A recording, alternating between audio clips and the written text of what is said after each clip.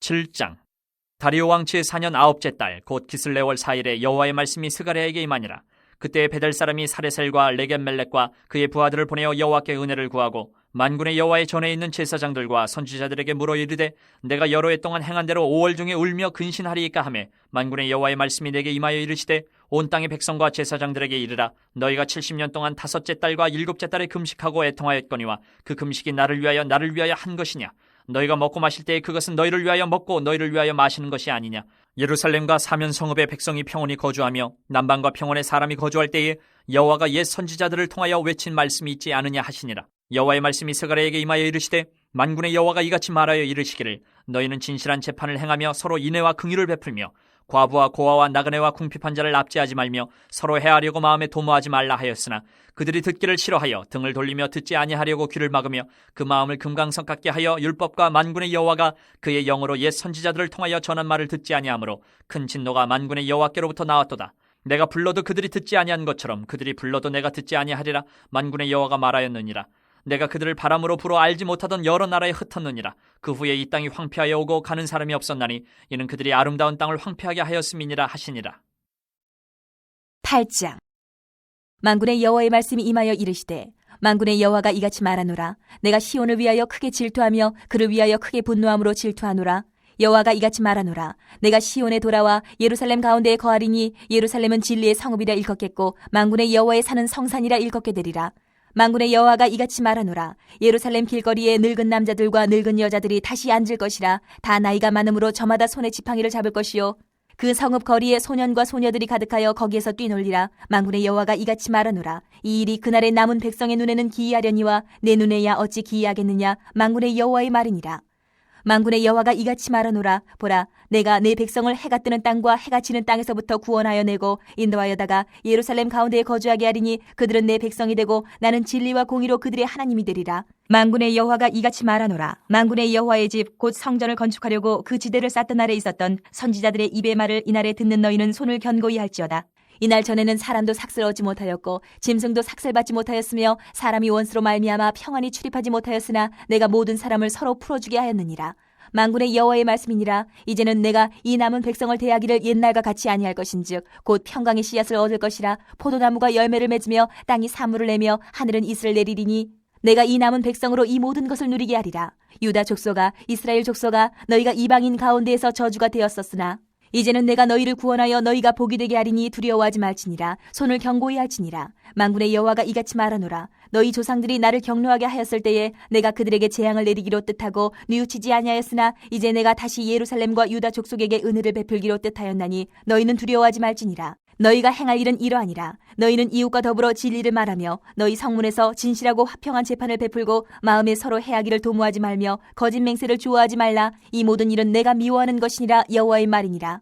만군의 여호와의 말씀이 내게 임하여 이르시되 만군의 여호와가 이같이 말하노라. 넷째 달의 금식과 5째 달의 금식과 7째 달의 금식과 10째 달의 금식이 변하여 유다 족속에게 기쁨과 즐거움과 희락의 절기들이 되리니 오직 너희는 진리와 화평을 사랑할지니라. 만군의 여호와가 이와 같이 말하노라. 다시 여러 백성과 많은 성읍의 주민이 올 것이라. 이 성읍 주민이 저 성읍에 가서 이르기를 우리가 속히 가서 만군의 여호와를 찾고 여호와께 은혜를 구하자 하면 나도 가겠노라 하겠으며 많은 백성과 강대한 나라들이 예루살렘으로 와서 만군의 여호와를 찾고 여호와께 은혜를 구하리라. 만군의 여호와가 이와 같이 말하노라. 그날에는 말이 다른 이방 백성 10명이 유다 사람 하나의 옷자락을 잡을 것이라. 곧 잡고 말하기를 하나님이 너희와 함께 하심을 들었나니 우리가 너희와 함께 가려 하노라 하리라 하시니라. 9장. 여호와의 말씀이 하드락 땅에 내리며 다메섹에 머물리니 사람들과 이스라엘 모든 지파의 눈이 여호와를 우러러 봄이니라. 그 접경한 하맛에도 임하겠고 두로와 시돈에도 임하리니 그들이 매우 지혜로움이니라. 두로는 자기를 위하여 요새를 건축하며 은을 티끌같이 금을 거리에 진흙같이 쌓았도다. 주께서 그를 정복하시며 그의 권세를 바다에 쳐넣으시리니 그가 불에 삼켜질지라. 아스글론이 보고 무서워하며 가사도 심히 아파할 것이며 에그로는 그 소망이 수치가 되므로 역시 그러하리라. 가사에는 임금이 끊어질 것이며 아스글론에는 주민이 없을 것이며 아스돗에는 잡족이 거주하리라. 내가 블레셋 사람의 교만을 끊고 그의 입에서 그의 피를 그의 입 사이에서 그 가증한 것을 제거하리니 그들도 남아서 우리 하나님께로 돌아와서 유다의 한 지도자같이 되겠고 에그로는 여부수 사람같이 되리라. 내가 내 집을 둘러 진을 쳐서 적군을 막아 거기 왕래하지 못하게 할 것이라. 포악한 자가 다시는 그 지경으로 지나가지 못하리니 이는 내가 눈으로 친히 봄이니라. 시온에 따라 크게 기뻐할지어다. 예루살렘에 따라 즐거이 부를지어다. 보라, 내 왕이 내게 임하시나니 그는 공의로우시며 구원을 베푸시며 겸손하여서 나귀를 타시나니 나귀의 작은 것 곧 나귀 새끼니라. 내가 에브라임의 병거와 예루살렘의 말을 끊겠고 전쟁하는 활도 끊으리니 그가 이방 사람에게 화평을 전할 것이요 그의 통치는 바다에서 바다까지 이르고 유브라데 강에서 땅끝까지 이르리라. 또 너로 말할진대 내 언약의 피로 말미암아 내가 내 갇힌 자들을 물 없는 구덩이에서 놓았나니 갇혀 있으나 소망을 품은 자들아 너희는 요새로 돌아올지니라. 내가 오늘도 이르노라. 내가 내게 갑절이나 갚을 것이라. 내가 유다를 당긴 활로 삼고 에브라임을 끼운 화살로 삼았으니 시온아 내가 내 자식들을 일으켜 헬라 자식들을 치게 하며 너를 용사의 칼과 같게 하리라. 여호와께서 그들 위에 나타나서 그들의 화살을 번개같이 쏘아내실 것이며 주 여호와께서 나팔을 불게 하시며 남방 회오리 바람을 타고 가실 것이라. 만군의 여호와께서 그들을 호위하시리니 그들이 원수를 삼키며 물맷돌을 밟을 것이며 그들이 피를 마시고 즐거이 부르기를 술 취한 것 같이 할 것인즉 피가 가득한 동이와도 같고 피 묻은 제단 모퉁이와도 같을 것이라.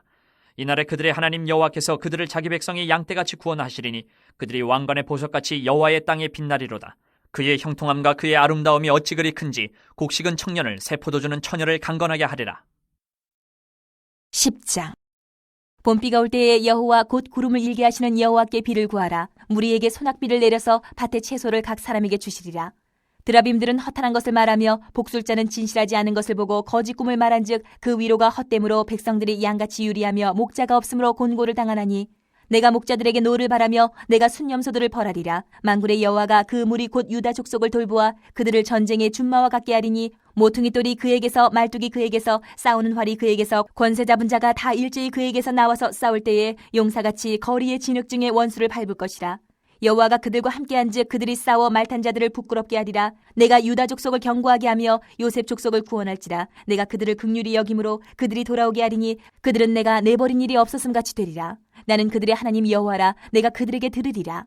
에브라임이 용사 같아서 포도주를 마심같이 마음이 즐거울 것이요 그들의 자손은 보고 기뻐하며 여호와로 말미암아 마음에 즐거워하리라. 내가 그들을 향하여 휘파람을 불어 그들을 모을 것은 내가 그들을 구속하였음이라. 그들이 전에 번성하던 것 같이 번성하리라. 내가 그들을 여러 백성들 가운데 흩으려니와 그들이 먼 곳에서 나를 기억하고 그들이 살아서 그들의 자녀들과 함께 돌아올지라. 내가 그들을 애굽 땅에서 돌아오게 하며 그들을 아수르에서부터 모으며 길르앗 땅과 레바논으로 그들을 이끌어가리니 그들이 거할 곳이 부족하리라. 내가 그들이 고난의 바다를 지나갈 때에 바다 물결을 치리니 나일의 깊은 곳이 다 마르겠고 아수르의 교만이 낮아지겠고 애굽의 규가 없어지리라. 내가 그들로 나 여호와를 의지하여 견고하게 하리니 그들이 내 이름으로 행하리라. 나 여호와의 말이니라. 1장부터 6장까지 총 8개의 환상이 소개된 후 제7장은 다리오 왕 제4년 9월 4일에 임한 하나님의 말씀을 다루고 있습니다. 성전이 완성되어 갈 쯤에 베델 사람들은 과거 여러 해 동안 바벨론에서 5월과 7월에 행한 금식을 기한 후에도 계속해야 할지를 제사장과 선지자들에게 물었습니다.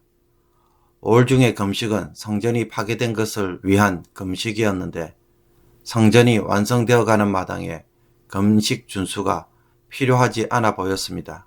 그리고 7째 달 금식은 바벨론이 예루살렘을 파괴하고 시드기야를 끌고 간 후에 대신 세웠던 그달랴의 죽음을 기리는 금식이었습니다. 여기에 대하여 주어지는 하나님의 말씀은 금식을 해야 할지 말아야 할지에 대하여 응답하시지 않고 그것보다는 그 금식이 정말 여호와를 위한 금식이었는지 도리어 묻습니다. 이것은 성전 건축이 완성된다면 금식과 애통은 사라져야 할 문제일까요? 하나님에 대한 관계의 문제가 단순히 관습이나 형식을 세우거나 또는 폐하는 문제로 다루어지고 있습니다. 하나님이 원하시는 것은 성전을 건축하고 예배의 형식을 세우는 것이 아니었습니다. 하나님은 8절에서 14절까지의 말씀을 통해 예루살렘이 왜 멸망하였는지 그 이유를 소개하고 있습니다.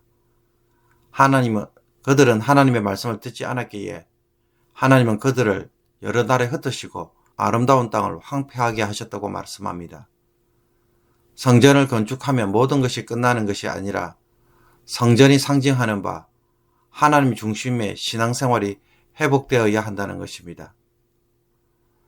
그 신앙은 하나님의 말씀에 대한 순종으로 드러나야 했습니다. 이스라엘은 하나님의 말씀에 대한 순종의 삶은 무시한 채 성전에서 드리는 제사 형식에 집착하고 있었기에 하나님이 이 문제를 지적하고 계십니다. 8장에서는 하나님께서 이스라엘을 회복하실 것을 약속합니다. 하나님은 시온을 위하여 크게 질투하시는데 이 질투는 이스라엘을 특별히 여기신다는 것으로 하나님과의 언약적 관계를 드러내는 말입니다. 이 하나님이 이제는 시온에 돌아와 예루살렘 가운데 거하실 것이라고 말씀합니다. 이것은 이스라엘을 떠난 하나님이 다시 돌아오시는 것으로 이스라엘과 다시 언약을 회복한다는 이스라엘과 언약을 다시 회복한다는 뜻입니다. 그 결과 예루살렘은 하나님의 약속과 삶이 일치하는 진리의 성읍이 되고 성전과 예루살렘이 거룩함으로 회복되어 성산으로 불려질 것이라고 말합니다.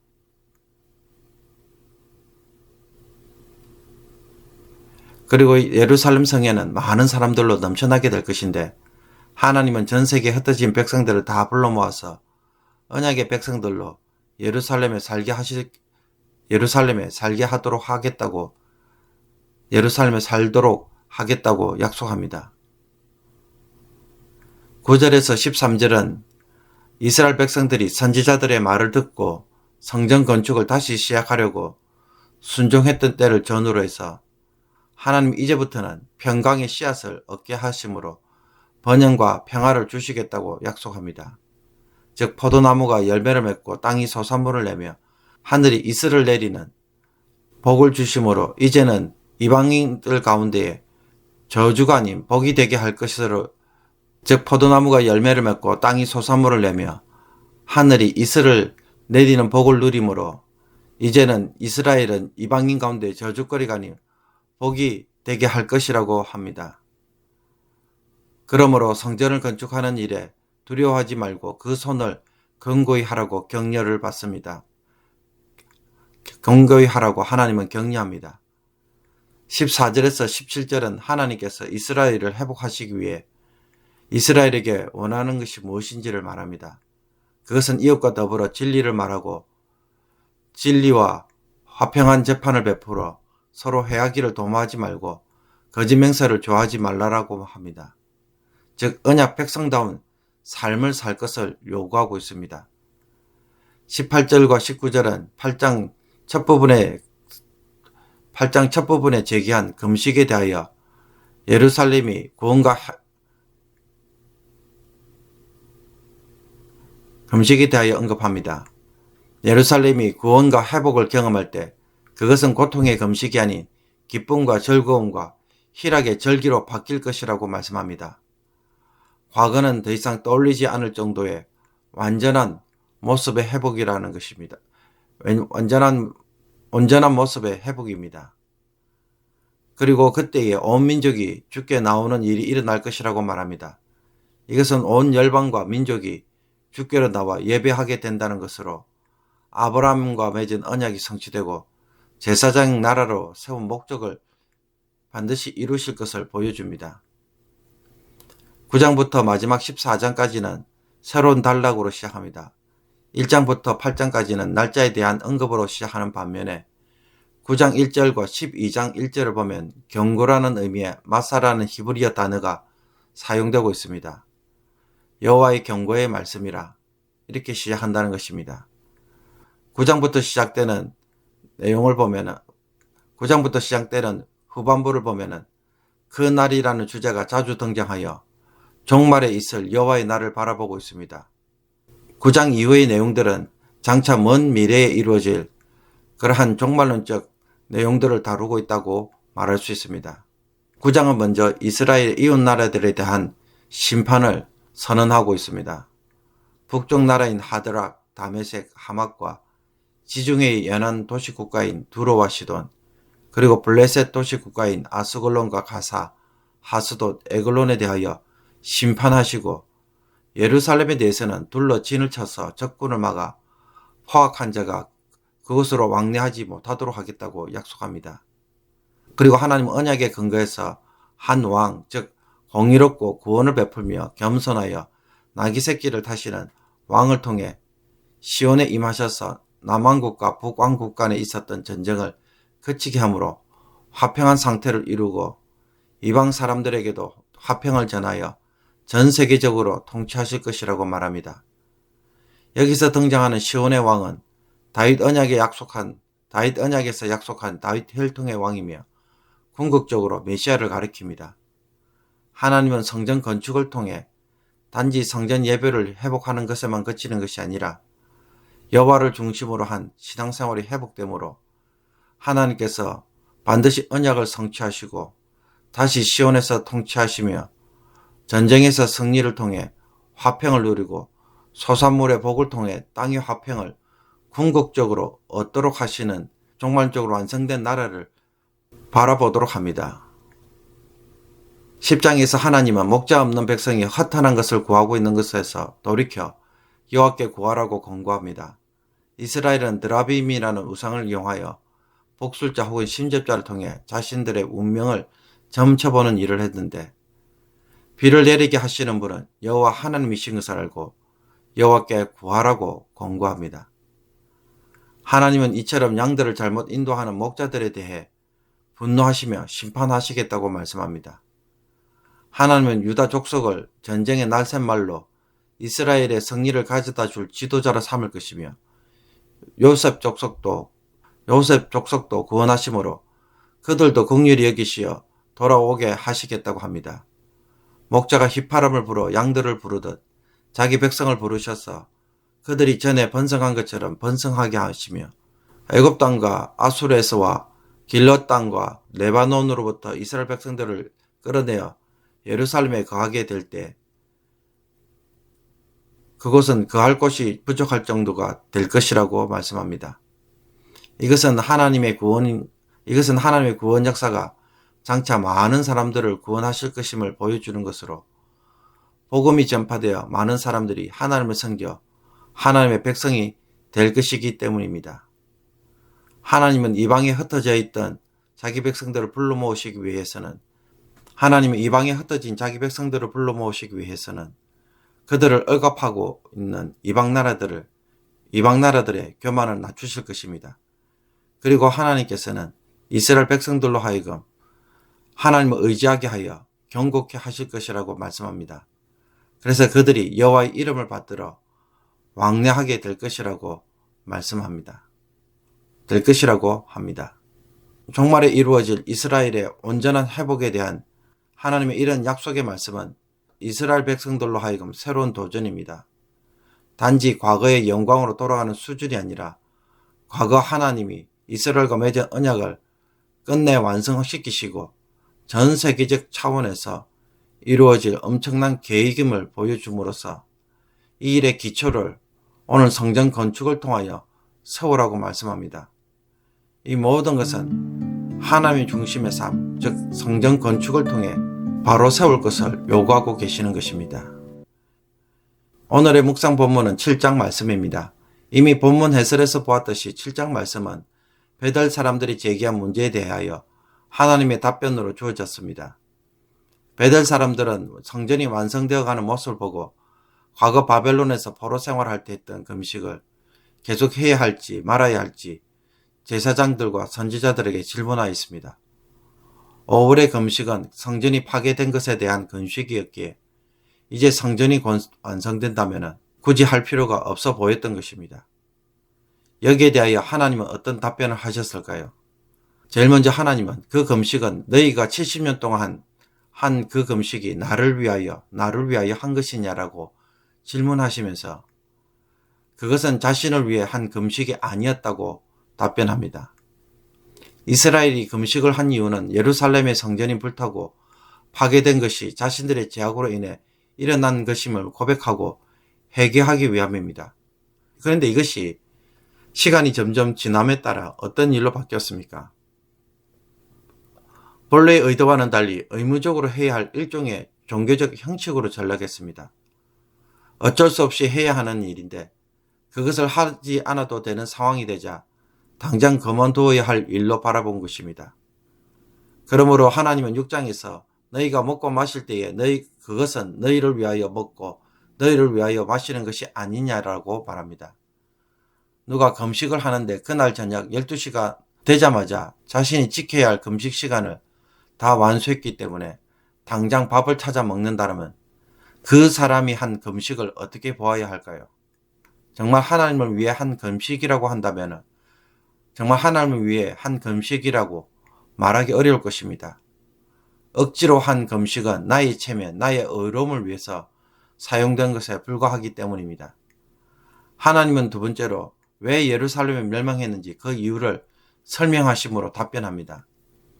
예루살렘이 멸망한 이유에 대해 하나님은 이스라엘 백성들이 하나님의 말씀에 대해 그들이 듣기 싫어했고 등을 돌리며 귀를 막고 마음을 금강석처럼 갖게 했기 때문이라고 지적합니다. 예루살렘의 멸망은 성전에서 제사가 사라졌기 때문이 아니라 율법에 대한 순종이 사라졌기 때문입니다. 그들은 하나님을 사랑하는 마음이 전혀 없었기에 순종 없는 제사만 난무했습니다. 제사가 없어서 망한 것이 아니라 율법에 대한 순종이 없어서 그래서 부정한 백성이 되어 망했다는 것입니다. 이것은 이스라엘 백성들에게 깊이 뿌리 박혀 있는 본질적인 죄의 문제였습니다. 그들은 율법에 대한 순종은 전혀 없이 단지 제사를 통해서만 의롭게 되려고 했습니다. 제사를 드림으로 죄 용서를 받고 정결한 자로 간주한 것입니다. 정결한 자로 간주되는 것이었습니다. 하나님이 이런 일을 하려고 성전 건축을 하시는 것이 아님을 지금 예루살렘이 멸망한 이유를 통해 지적하고 계십니다. 그리고 이스라엘 백성들은 하나님과의 관계 문제를 성전에서 드리는 제사 행위로 바꾸어 놓았습니다. 신앙생활을 종교적 행위들의 목록으로 바꾸어서 그것을 열심히 하면 되는 일로 생각했습니다. 하나님에 대한 진실성과 상관없이 그 신앙적 의무를 얼마나 많이 했는가로 하나님과 자신과의 관계를 판단한 것입니다. 그 결과 예루살렘은 망할 수밖에 없었습니다. 하나님은 이스라엘 백성들이 성전 건축을 통해 예배를 이런 식으로 변질시키고 율법에 대한 순종 없이 제사로 자신의 의로움을 추구하는 것에 대하여 잘못되었음을 베델 사람들의 금식 문제를 통해 날카롭게 지적하고 계십니다. 하나님은 이스라엘 백성들이 성전 건축을 통해 예배를 이런 식으로 변질시키고 율법에 대한 순종 없이 제사로 자신의 의로움을 추구하는 것에 대하여 잘못되었음을 베델 사람들의 금식 문제를 통하여 날카롭게 지적하고 계십니다. 사실 이런 일은 우리가 신앙생활을 할 때 너무 쉽게 일어나고 나도 모르게 변질될 수 있는 일입니다. 목회자인 저는 하나님과 나 사이의 신앙 문제를 자꾸 목회를 하는 일로 바꿔놓을 때가 있습니다. 홀로 개인 기도보다는 교회 사역 속에 진행되는 기도로 대체해버리고 마치 하나님과 나 사이에는 아무런 문제가 없는 것처럼 그렇게 얼마든지 신앙생활을 할 수가 있습니다. 오늘 하나님은 나와 함께 보다 개인적이고 친밀한 관계를 가지기 원하시는데 우리는 그저 교회 안에서 일어나는 일들을 처리하는 것으로 덮어버리고 있지는 않습니까? 주일 예배에 참석하는 것으로 일주일 신앙에 값을 다 치른 것처럼 순종 없이 예배만 열심히 참석하고 있지 않는지 오늘 우리의 신앙을 한번 되돌아보기를 원합니다. 하나님이 아닌 결국 나를 위한 신앙생활을 하고 있는 것은 아닌지 오늘 하나님의 음성을 듣고 회개로 응답하는 복된 하루가 되기를 원합니다. 기도드리겠습니다. 하나님 아버지, 오늘 하루의 삶을 말씀으로 시작합니다. 이 말씀대로 살아가게 하심으로 언약의 백성으로 거룩하게 하시고 하나님이 이제는 나와 함께 하시고 이제는 동행하시는 삶을 살게 하여 주옵소서. 말씀 묵상을 통해 하나님과 은밀한 교제, 깊은 교제를 즐기게 하시고 예배 출석이나 교회 가는 일로 나의 신앙을 스스로 판단하는 자가 되지 않게 하여 주옵소서. 예배라는 행위로 만족하는 신앙이 아니라 진실함으로 응답하는 자가 되게 하여 주셔서 성령의 음성을 듣고 하나님이 인도하시는 삶을 매일 누리며 살아가는 자가 되게 하여 주옵소서. 이 모든 것 우리 주 예수 그리스도의 이름으로 기도합나이다. 아멘.